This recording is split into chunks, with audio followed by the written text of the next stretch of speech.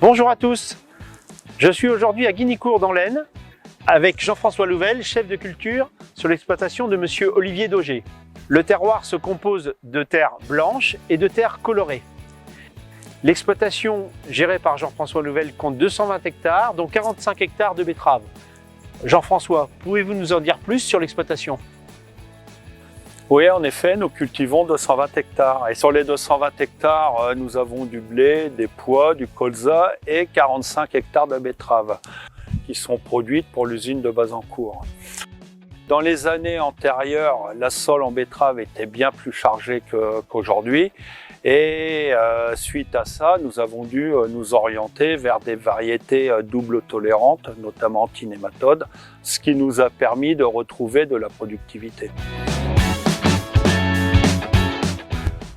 En effet, dans votre région, vous êtes de plus en plus nombreux à utiliser des variétés double tolérantes nématodes.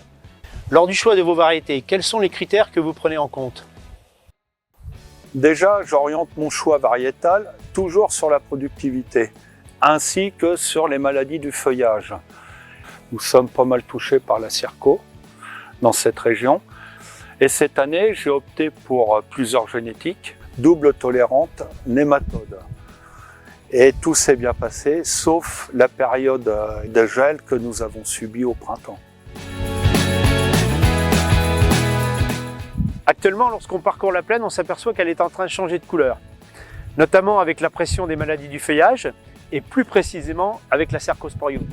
Alors, pour vous, monsieur Louvel, comment se passe la situation dans vos parcelles ?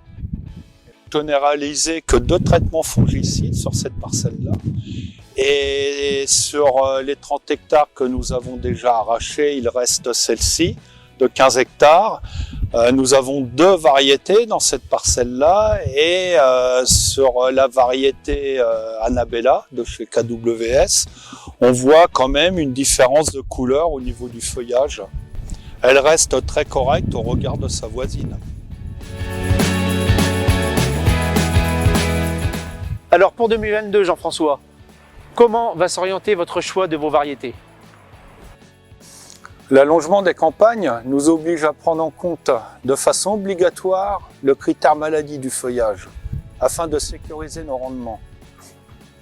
Pour les semis 2022, je reconduirai la variété Annabella de chez KWS pour les milieux et fins d'arrachage.